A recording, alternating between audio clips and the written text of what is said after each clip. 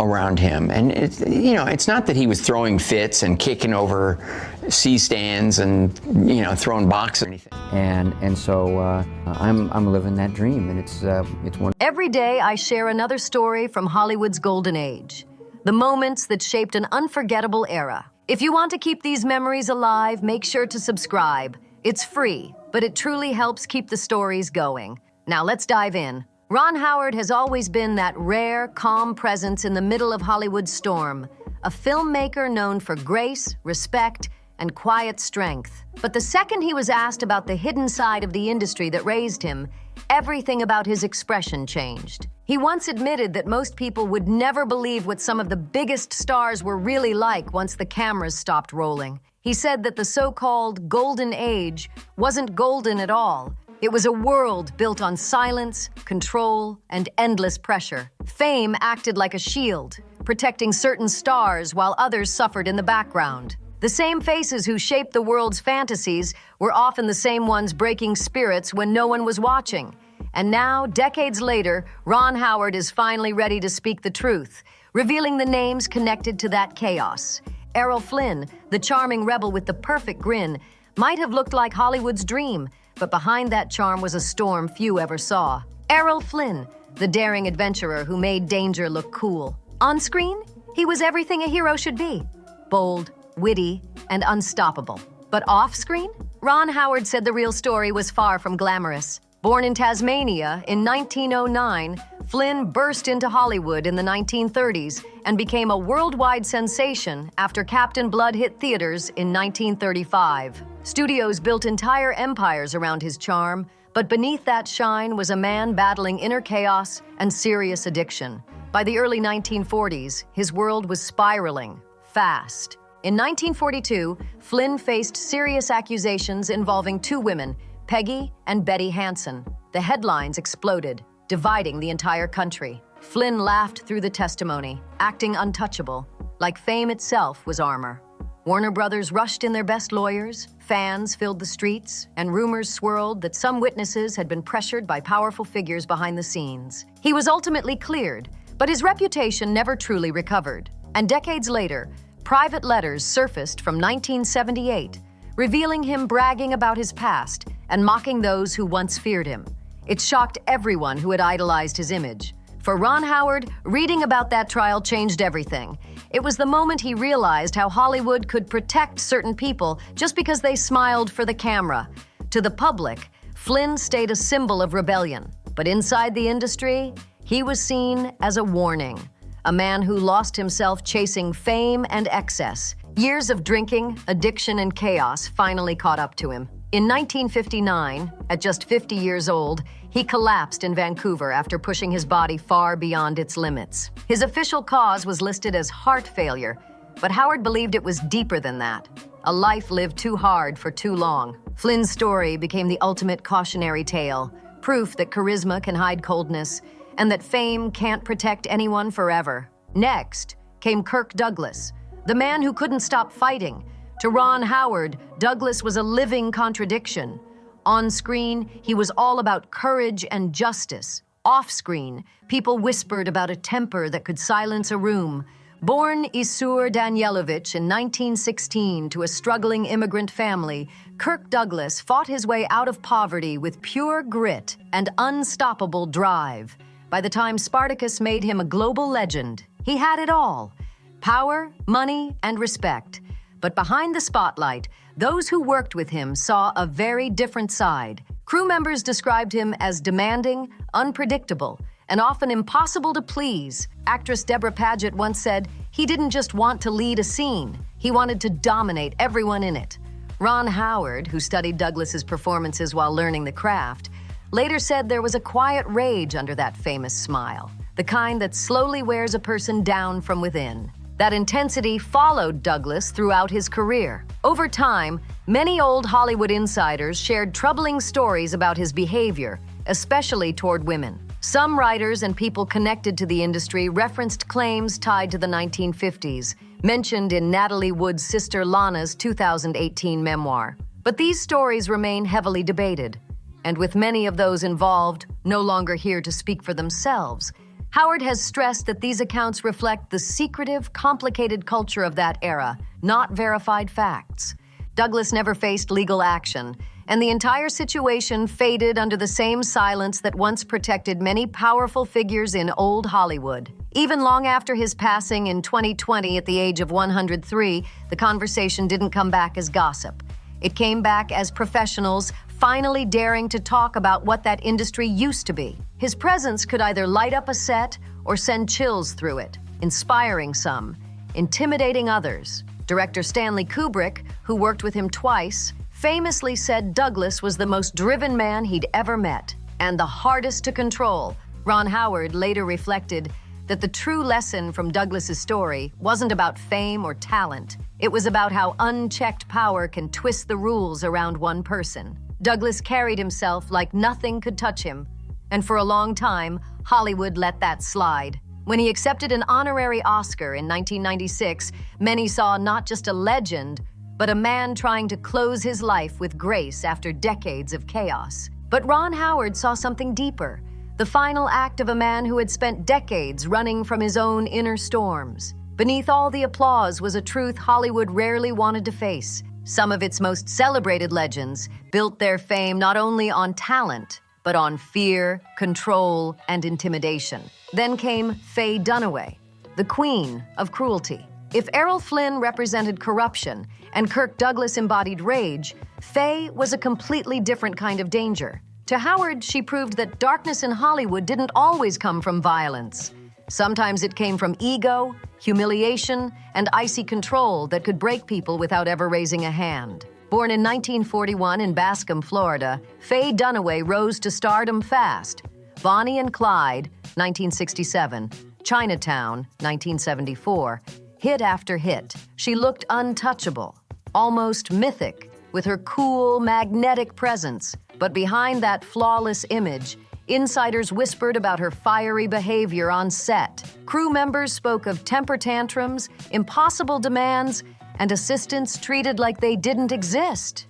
Her Mommy Dearest co-star Rutanya Alda once said the tension on set was unbearable, like everyone was waiting for an explosion. Ironically, the movie meant to expose emotional cruelty became, in many eyes, a mirror of Dunaway's own reputation. While playing Joan Crawford, a woman known for being strict and cold, Dunaway reportedly absorbed that same energy in real life. Director Frank Perry later revealed he nearly quit the project because of her extreme behavior.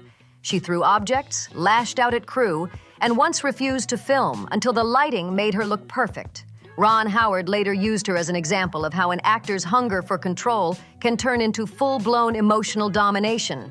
And it didn't stop there. On Don Juan DeMarco, she was rumored to have slapped a cameraman and humiliated staff so badly that production shut down for a day. Her former manager, Jay Bernstein, once said, "Faye doesn't just play divas, she becomes them." By the 2000s, that attitude finally caught up with her. Hollywood stopped calling, and directors refused to work with her, calling her too difficult to handle. In 2011, after being removed from a Broadway production of Tea at 5, Dunaway pointed fingers at everyone but herself. When Ron Howard was later asked about her legacy, he chose his words carefully but didn't hold back. She chased perfection so fiercely that she forgot compassion. Her downfall wasn't sudden. It was slow, public, and heartbreaking. The woman who once ruled Hollywood ended up isolated, even ignored at events honoring her own classic films. To Howard, she became the ultimate warning, proof that talent without empathy always collapses on itself. He once said, "People talk about power in Hollywood, but power without grace always turns to poison." John Wayne, the towering figure of the Wild West. To millions, he was America itself. The fearless cowboy, the loyal soldier, the man who never cracked under pressure. But to Ron Howard, who grew up watching those classic black and white films, the reality behind that image carried a much darker tone. Howard once said that the moment he learned who John Wayne truly was, the illusion of heroism shattered instantly. "I stopped seeing the hero," he recalled. "I saw the bully wearing patriotism like a costume."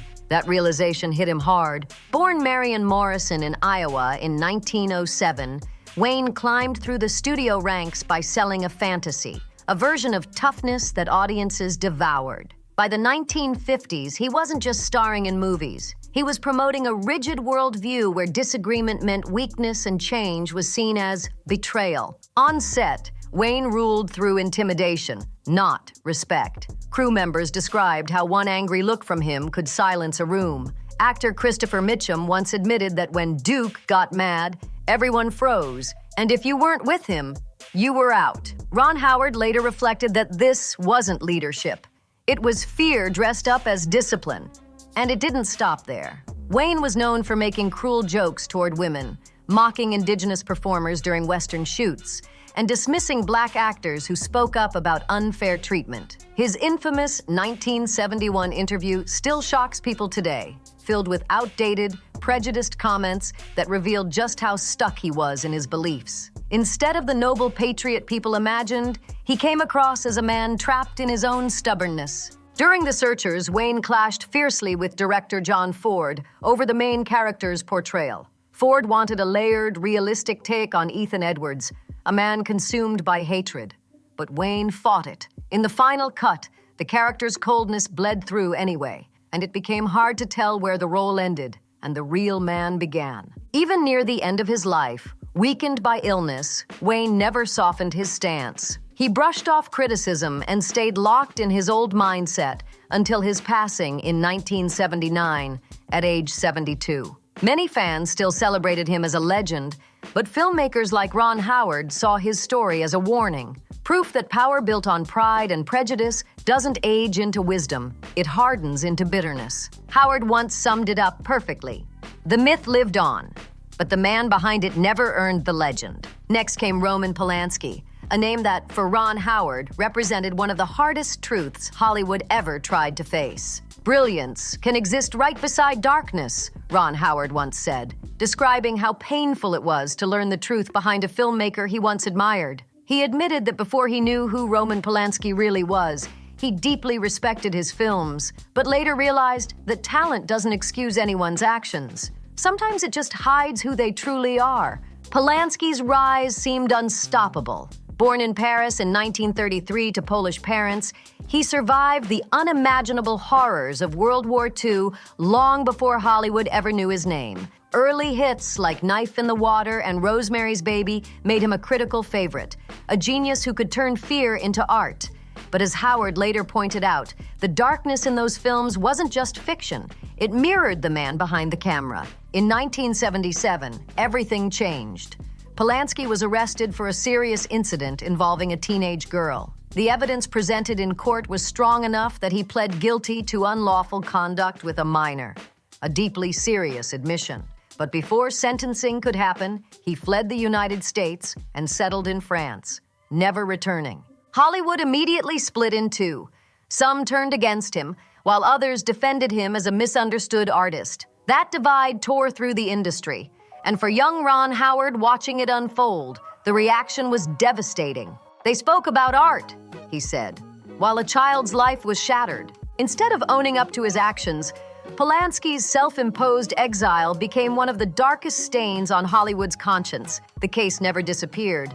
It only grew heavier with time. He continued making films overseas and even won an Oscar in 2003 for The Pianist. When the crowd at the Dolby Theater stood to applaud, Ron Howard stayed seated, frozen in disbelief. "I thought of that young girl," he later said, and wondered what that applause must sound like to her. Even decades later, Howard said he couldn't understand how the same industry that preached accountability still cheered so loudly for someone who had done such harm. And when Polanski won France's César Award in 2020, prompting protesters to walk out mid-ceremony, Howard called it a long overdue moment of truth. Justice might have arrived late, he said, but at least it finally showed up. In a 2021 interview, Ron Howard told Vanity Fair, "It took the world 40 years to finally say what should have been said the very next day. A person doesn't stop being dangerous just because they know how to frame a shot." Polanski still lives freely in Europe, shielded by legal barriers, but forever followed by the weight of his past. To Howard, his story symbolizes everything that poisoned the so-called Golden Age, a system that protected the artist while ignoring the people hurt along the way. "Hollywood forgives anything," Howard said sharply. as long as the lighting looks good. Then came Mickey Rooney, the smile that lied.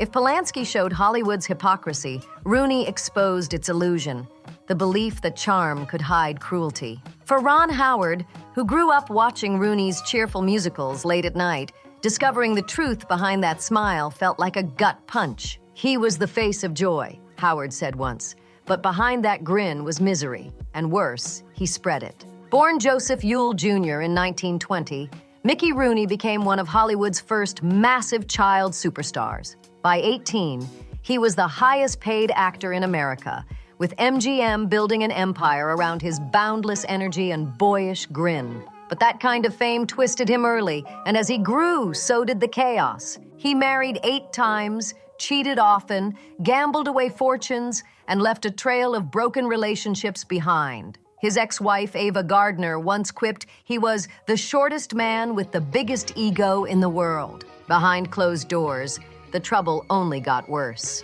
In 2011, allegations emerged involving his 8th wife, Jan Chamberlain, and her son, accused of isolating Rooney and taking over his finances. But long before that, the stories of Rooney's harsh behavior were already well known. Former co-workers described him as unpredictable, hot-tempered, and impossible to work with. To Ron Howard, Rooney's legacy wasn't just about lost money or broken marriages.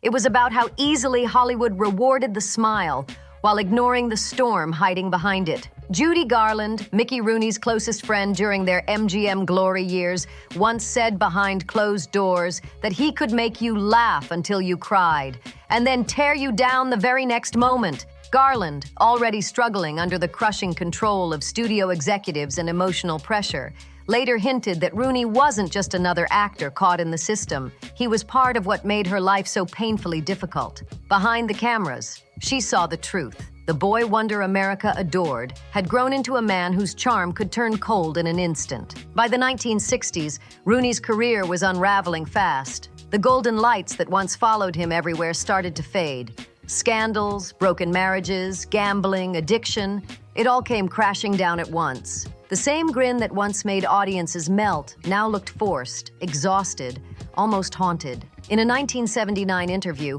Rooney reflected, "I've lived 1,000 lives." But as Ron Howard later put it, he lived them all for himself. Those words cut deep, because they weren't about fame, they were about emptiness. Even in old age, Rooney's temper never disappeared. He was still pointing fingers, blaming the studios that made him a star, the friends who drifted away, the partners who left, even fate itself. He couldn't accept that the chaos came from within.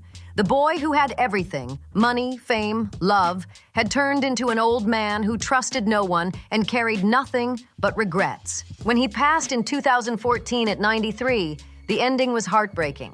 He reportedly left behind less than $20,000, a shocking number for someone who had once been Hollywood's highest-paid star. But what broke people's hearts wasn't the money. It was what came next. His body went unclaimed for days, sitting alone until friends raised enough to give him a simple, modest burial in Los Angeles. The man who once ruled the box office left this world quietly, without the fanfare that once defined him. For Ron Howard, Rooney's story wasn't just another Hollywood tragedy, it was the missing piece in a bigger picture. The final proof that many of the golden age icons who looked perfect on screen were living lives of secret turmoil off camera. Rooney had made millions laugh while he was falling apart inside, and Howard later said that was the saddest kind of pain, when someone turns their suffering into entertainment, and no one notices until it's too late. Howard described it as the illusion that broke Hollywood's heart. Everyone wanted to believe in happy endings, glamorous stars, and everlasting fame. But what he learned while studying these legends was far darker. Fame doesn't heal wounds, it hides them. The world saw stars. He saw survivors pretending everything was fine. He made the world laugh while he was breaking inside, Howard once said, and that's the most haunting kind of performance. Through Errol Flynn, Kirk Douglas, Faye Dunaway, John Wayne, Roman Polanski, and Mickey Rooney, Howard found a pattern, a repeating story that defined an entire era. The so-called golden age wasn't golden at all. It was built on silence, on power, on control. It was a place where the spotlight forgave everything, as long as the camera kept rolling. Fame could erase accountability, Charm could disguise cruelty, and a smile could hide 1,000 secrets. Ron Howard never told these stories for revenge or to tear down legends. He told them as warnings, because behind every perfect performance, there's a human being shaped by fear, pressure, and ego. And when that goes unchecked for too long, it turns into something dangerous, not just for the people around them, but for their own souls. He once said that Hollywood didn't just make stars, it made monsters too. Not the kind that hide in horror movies, but the kind the spotlight protects. The ones who learn to smile through guilt, who built their power on silence, and who thought applause would erase everything. That, to Howard, was the real horror story. Not ghosts, not killers, but the people who used charm as their weapon. When you look back at the glittering old photos, the flashing lights, and the carefully posed smiles, it's hard not to feel a chill, because behind all that beauty was pain. Behind every legend was a life that cost more than fame was ever worth. And maybe that's why these stories still matter, because they remind us that power without compassion always ends in destruction, no matter how bright the lights are. As Ron Howard once reflected, the scariest monsters aren't the ones in horror films. They're the ones the spotlight protects. So what do you think? Was the Golden Age ever really golden? Or was it just painted that way? Drop your thoughts in the comments below and let's talk about it. If this story made you feel something real, hit that like button, share it with someone who loves classic Hollywood, and don't forget to subscribe for more stories that pull back the curtain on the legends we thought we knew. See you in the next one.